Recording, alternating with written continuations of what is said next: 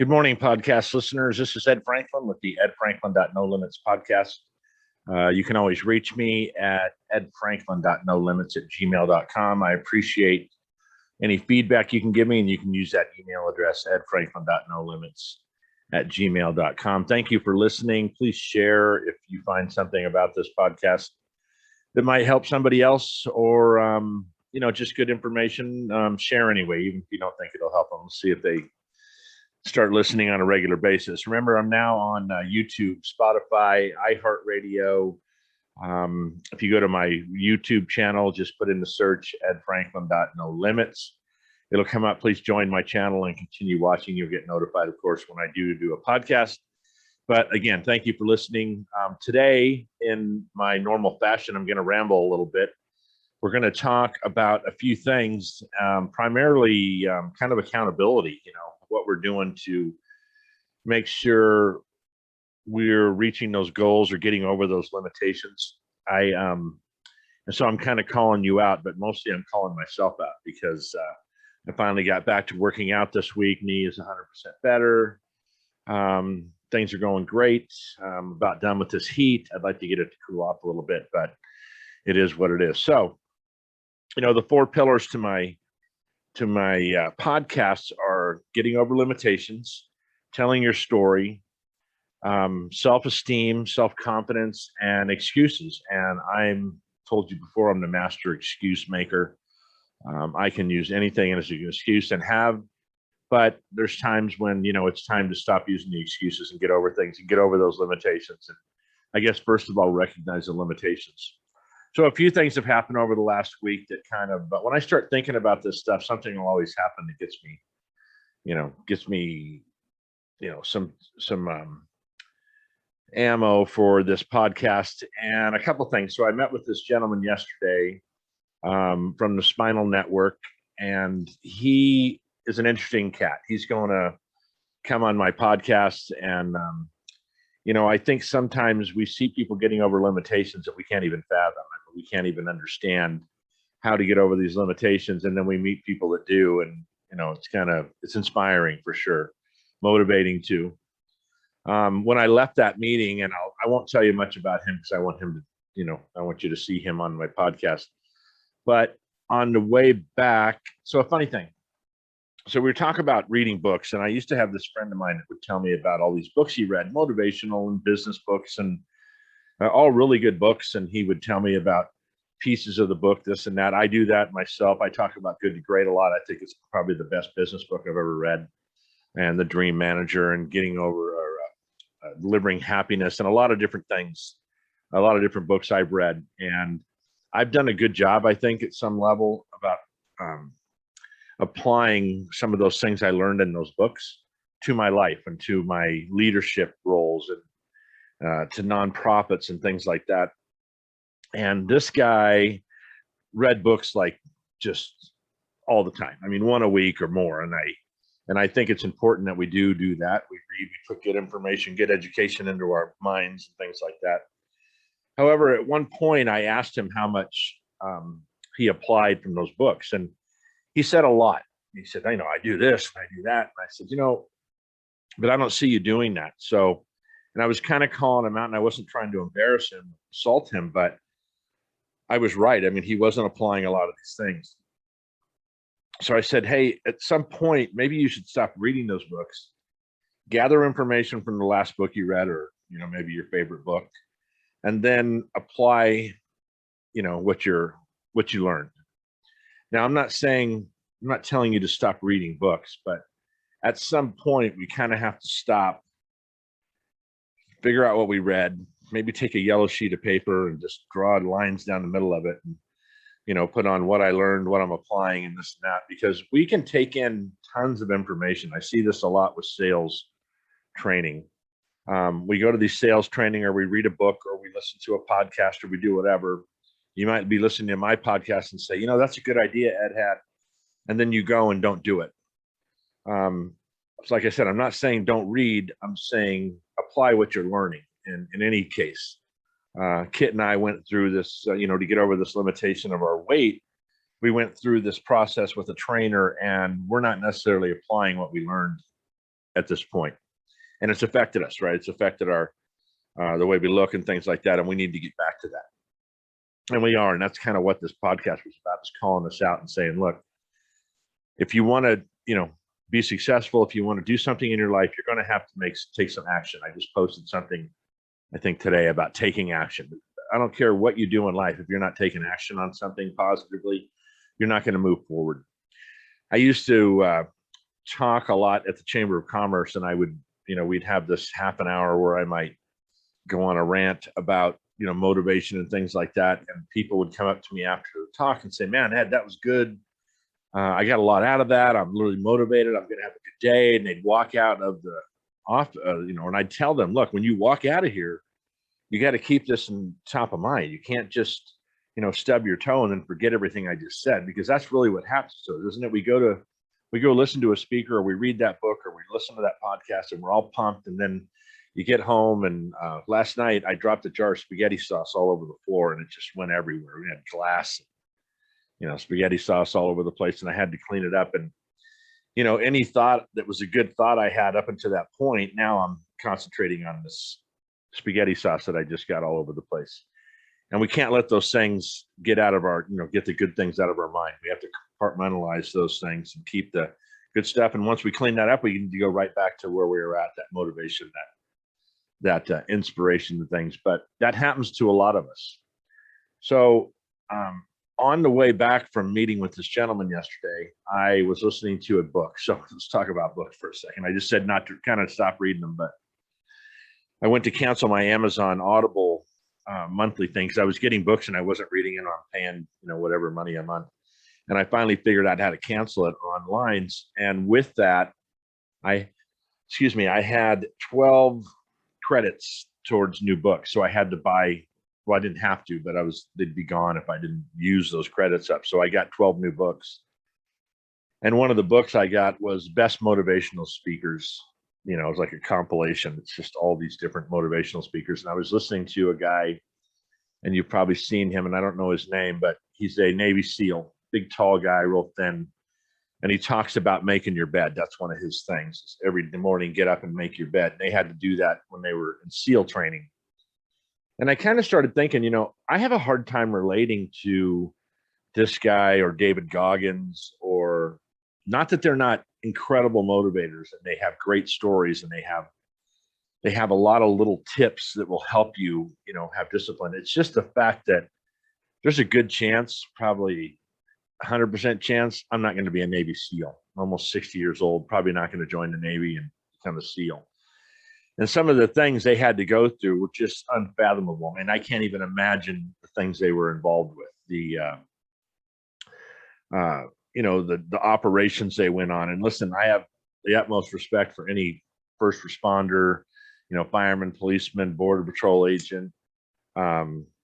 SEALs are like the ultimate fighting machines, right? And then they keep us safe every day.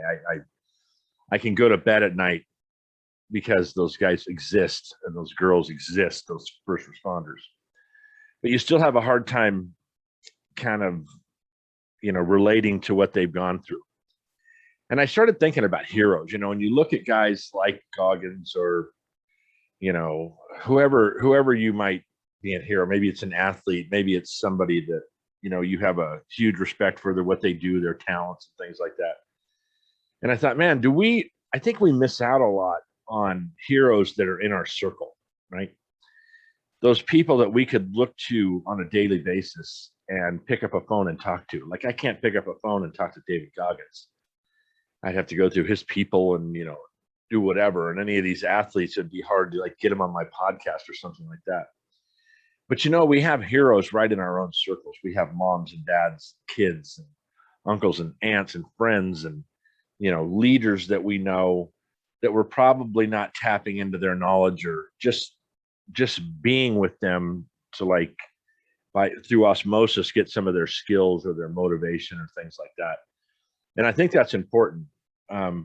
Listen, I think it's great to have those heroes, those people to look up to and emulate and things like that. But I think sometimes we're looking too far away, and those people could be right in our own circle. My children, I have a couple of kids that are just killing it, in life. And I look to them. I'm very happy for them. I'm very excited. I get motivation from them. And I have friends that are doing, that started businesses that are just really, really cranking it now. And those people I look to. I look to younger people a lot as heroes, and how they're overcoming a society that's very different than the one I grew up in. So when I grew up, it just seemed easier. Maybe it seemed a little bit less convoluted. So kids that can get, the youth these days that can get through a lot of this social media bullshit and a lot of that, I look up to those kids. What they're dealing with is not easy. Now they don't really have a choice. I mean, they have to. This is the time to grow up. But I still look at what they're doing,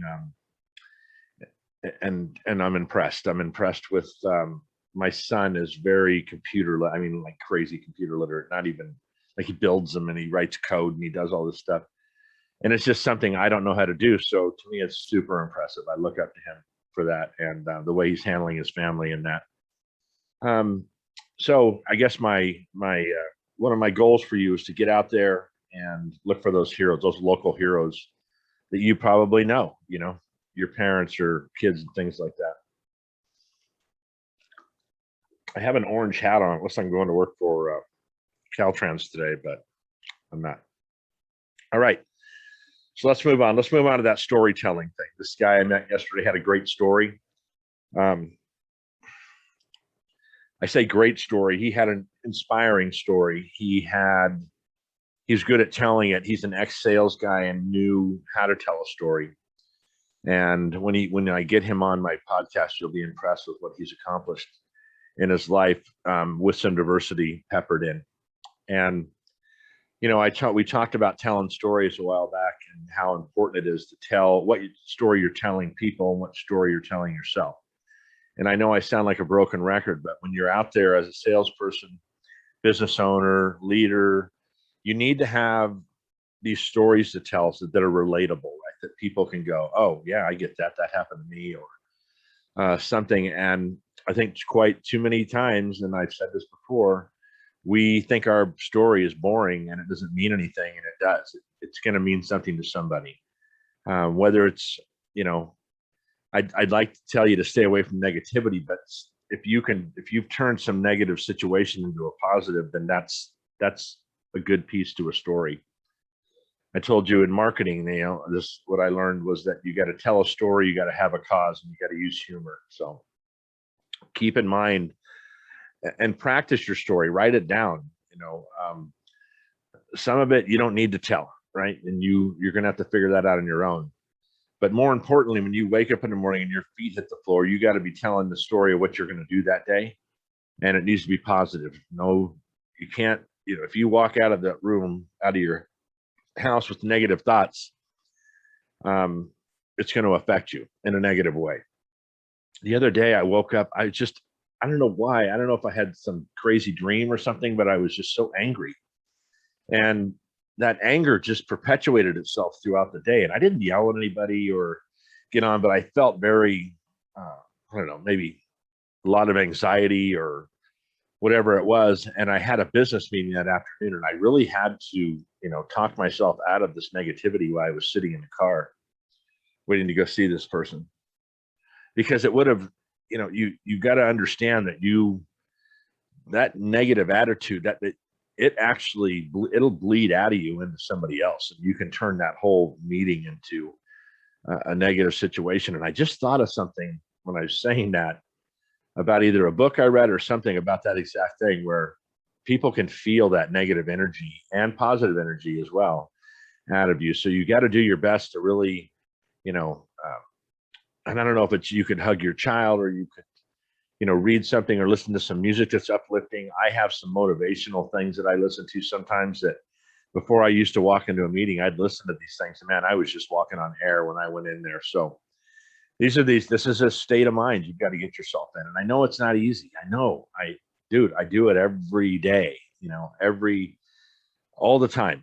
Something will happen that's negative and you got to get over it. And when you're in that meeting with that person or that potential customer or whatever, you've got to be able to change that, change your personality. They say it takes like 3 times as many muscles to frown as it does smile, and you've got to use that smile. I used to tell people that worked for me that were on the phone, I said, if you smile when you talk on the phone, now you look a little goofy, especially if no one's around you. You can hear that. You can hear that smile through the phone. And I'm telling you, practice it. Smile when you're on the phone, and you get a whole different kind of attitude that you're, getting across to the person on the other end of that line.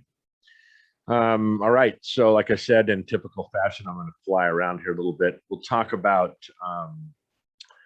excuses. My God, this heat's an excuse to me. I can use, like I said, I'm a master excuse maker. I can come up with a reason not to do anything. And I have to be careful with that because, you have enough excuses for the whole week. Pretty soon you look back at your week and you're like, shit, I didn't get anything done because you used excuses the whole time. I used to say that you can go, if you go to church or the gym, those are 2 places you never regret. You never leave church and go, man, I shouldn't have done that. There's some positive, something you're going to get out of it, either mentally or maybe audibly. You hear something said that resonates with you. And the gym, you never go to the gym and go, man, that was a crappy workout. It might not be the best workout, but at least you went. And that's that positive thing. Find those places in your life. Maybe it's the beach, maybe it's a park, maybe it's just sitting down for 10 minutes by yourself and kind of, closing your eyes. I know when I get my blood pressure taken at the, if I go to the doctor and they have to take my blood pressure, if it comes in high, I'll tell them, look, just give me, 30 seconds or so. And I can actually, in my mind, take myself to the beach and just listen to the waves and people and birds and this and that. And the nurse is always amazed that I can get my blood pressure down that quickly. And it's because I've done it so much, I can get my mind, off of whatever's stressing me out that's keeping my blood pressure up or whatever, I've had coffee before and had to go in, not thinking, and going in to get my blood pressure taken. And of course, the caffeine gets your heart racing a little bit, but I can always take myself to the beach or whatever. So find yourself a place in your mind or physically where you go to a park or something and just take a minute, get your mind straightened out, get focused on what your goal is, make that commitment, write it down, tell somebody. I use this podcast as accountability because I'm going to tell you that I'm starting to work out and I'm starting to eat better and I'm doing those things and I'm stopping eating this and stopping eating that because I want to come back on here in 6 or 8 weeks thinner and in better shape. So I use this podcast and Facebook and, I'll tell people things just to make my own self accountable because if I leave it up to me, sometimes it doesn't work out. Self-esteem, man, I tell you, the world right now, especially with what COVID has created, our self-esteem is down, right? As a nation. And I think I told you before, Jack Canfield wrote a book. He's the co-author of Chicken Soup for the Soul books. And he wrote a book once, and he was talking about a Harvard study they did with kids that were 4 or 5 years old, and their self-esteem is just off the chart, right? And I want to be a dinosaur. I want to fly. I want to build a train. I want to build a bridge to Hawaii, whatever. These kids just came up with these ideas and they just had no doubt that these are things they could accomplish, right? So their self-esteem was off the charts, and they took those same kids or a group of kids in the same situation when they're 18, and half these kids are suicidal. I mean, I don't know what our education system is doing to people, but it's parents too. We get stressed out and we are not remembering to tell our kids how important or how much value they have in life and that they are miracles, 1 in 400 trillion or whatever the chances they were born. I mentioned that in the podcast earlier and on my social media. We have to build people up, right? We have to remember to do that. A smile in a grocery store, hey, you did a good job as a waitress, maybe a little bit bigger tip, whatever you can do to help build people up, do it. Just don't pass up those opportunities in life to help somebody smile or help somebody. And as goofy and corny as that sounds, and I tell you, since I started this podcast, it seems that I'm a lot more, I don't know, I'm kind of way too nice in these podcasts because I wasn't like this before in business. as I was developing this podcast and kind of thinking of what I wanted to convey to you, I've gotten a little bit, I don't know if the word complacent is right, possibly complacent. I've just calmed down a little bit. Maybe I'm a little better thought out before I say something. I think the allure to me earlier in my life is that I was a little high strung, a little bit, let's get things done. Let's go all the time. And it worked. I mean, I got people motivated. We got things done. We had fun. I think when you're sitting here talking to a camera, hoping that 1,000 people or 100,000 people are listening, I don't know. I tend to be just a little bit more reserved than I would be if I was in front of those people on a stage, or if I was in a work environment or a team environment where I had to get people pumped up. And it bothers me a little bit that I'm coming across as aggressive, I guess, and not in a negative way, just in a more of a pumping up way. But it's what it is. And I'm getting better at these podcasts and kind of learning. It's one of the reasons I like having guests so much, is we can take it down a road, right? We can start. This gentleman I spoke with yesterday wants to start a podcast, and he was asking me some questions, the stuff that I did. Now, I'm in no way a professional podcaster. I'm in no way super good at it. There's other guys that are way better at it. They seem to come across different on a camera. You can tell that I'm using Zoom. I record my Zoom videos. As I get better at this, we'll do a regular video with a backdrop or whatever we're going to do. But right now, this is what we're dealing with. And he was asking me, and I said, the best advice I got when I started my podcast from my friend Matthew Iskey, who was on one of my first podcasts I did. Sorry, it's hot drinking water. The best advice I got from him, I said, well, what if the podcast sucks? He says, just do another one. I mean, just that simple. Just start. Just do one. And that's that working out thing, right? Just go to the gym once and then make a plan to be there the next day or the day after and go again. I think, well, so that was great advice. And the thing is, with podcasting, there's really no rules, right? I can cuss, I can do whatever I want. I don't have to wear pants. I don't have to, anything, whatever. And that's the great thing about this platform. And as I move into some other partnerships with some other companies on this podcast, we get to kind of design what we want, right? How great is that? If you go to work for a company, they already have this box that you got to work within. We don't have that with podcasting. We don't have that with any of your podcasts. If you wanted to start at a podcast, there's no rules. But I was going to say about that, I think too many times we're too well planned out. We got to have all of our ducks in a row before we can move on to something. And the problem with that is a lot of times we don't ever get started because we don't, because we're worried so much about getting our ducks in a row, we don't get the job done. I don't have a plan with this podcast. I don't know where it's going. It's going to turn into something good. I know that. I feel that. But I don't have it layered out in exactly how it's going to work. When you start a workout program and you say, I'm going to lose 60 pounds, whatever the number is, 50 pounds, 10 pounds, doesn't matter. And you say to yourself, well, I'm going to lose that weight by next Friday, which is 10 days away. That's not going to happen. It's just not going to happen. Unless you just starve yourself and, you lose muscle and you lose everything else. To do it right, it's small bites, right? It's maybe 2 pounds a week. You might lose 5 or 10 pounds that first week. You stop drinking, you stop eating shit, you stop eating carbs, things like that. But you're going to find you're going to need those carbs for energy at some level. So you got to take away little bite-sized pieces. If you told me I'm going to lose 50 pounds in 6 months, I would say, no, that's more reasonable. Or a year, maybe. You're going to take those little chunks off.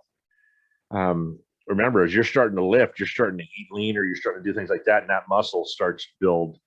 And that muscle's heavier than weight. So I don't even like using a scale when we talk about that. I'd rather use the scale I use I have pants in my closet that don't fit me today. So if they fit me in 6 months, I'm on the right schedule. And that's with anything in life. If you're planning on doing a business, yes, you have to have some basic, where's your money coming from? How much money do I need for so long? Things like that. But if you think that what you plan is going to happen the same or right every day, what you said, you're out of your mind. It will not happen like that. This happens with my kids a lot. They'll ask me questions, they'll plan stuff out, and it doesn't work out. I'm like, it's okay. You just got to kind of go with the flow sometimes. It's not going to work every time the way you want it to work. And when we do that, we're setting ourselves up for failure. I tell you, when you read a book, you could sit down with 10 people that read that same book, and I could tell you what to define that book, and you get you get 10 different answers out of that book, because we tend to listen to different things and pick up different information when we're out there. So, God, just don't, have a plan, but don't make sure you're ready to veer from that plan sometimes. It's like you're doing this the whole time. It's not a big deal. It's all right. So I'm still rambling. So let's go back to limitations. What are your limitations? Big deal. First thing you got to do, identify your limitations. What's holding you back? If you want to be a public speaker, but you don't like getting in front of people and talking, that's probably not a good idea.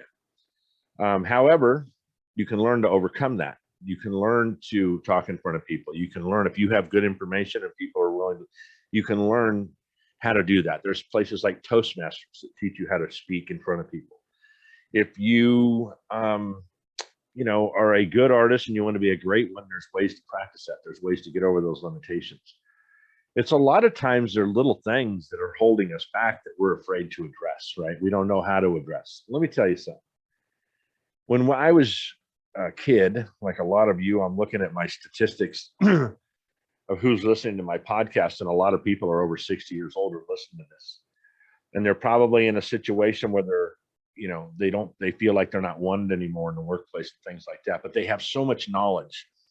And when we were kids, we obviously didn't have the internet. We didn't have this source of knowledge in our pocket that you guys have. The first computer I ever purchased was a $3,800 compact computer that is 1/1,000,000th of what my iPhone could do.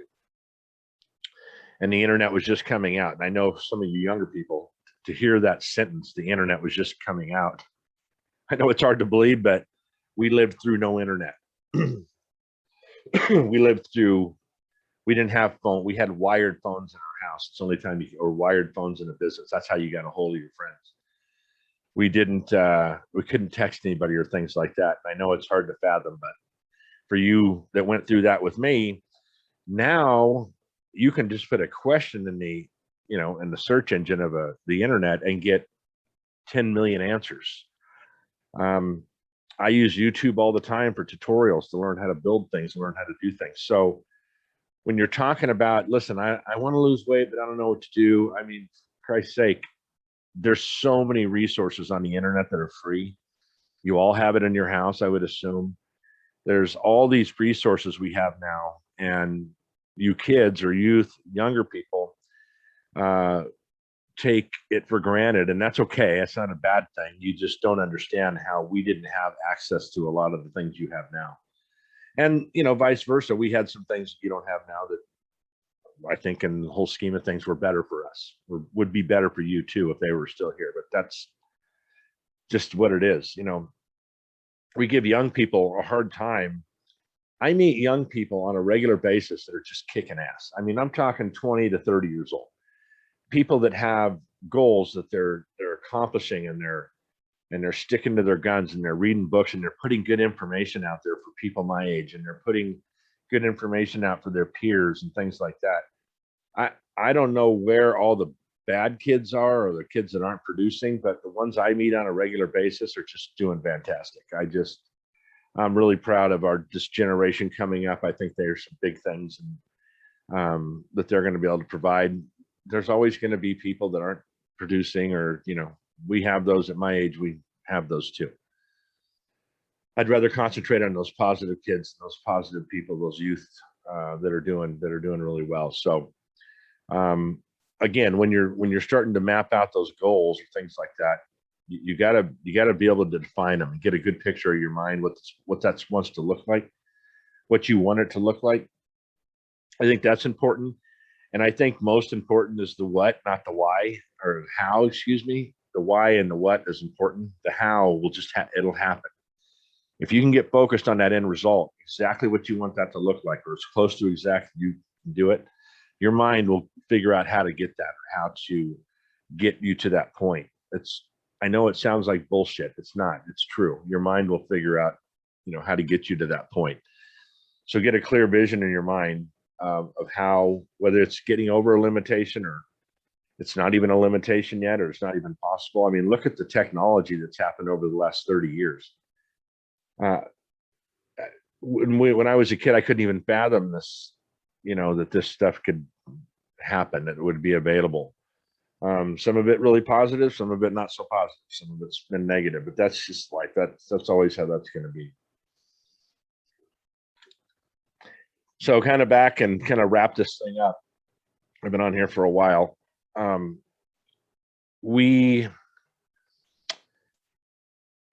have some good guests coming up. We're going to get, and I'm looking for more guests. So if you want to email me at edfranklin.nolimits@gmail.com, if you have somebody that wants to be on the show or the podcast that you'd like to see on the podcast, it's very organic, very natural kind of conversation. We don't edit anything, so you get what you get. I think hopefully my goal would be that we're more live, where I just have people with me in this room and we're kind of talking about things, because I think body language and facial expressions and things, I think, are important. I think it can be funny, it can be shocking, it can be what the hell just happened kind of stuff, but I think it's natural, and we need to stay. I want to keep this thing as, like I said, organic and natural as possible. I think it's valuable to listen to people converse, right? And I learned so much doing that with people, and I hope they learn from me.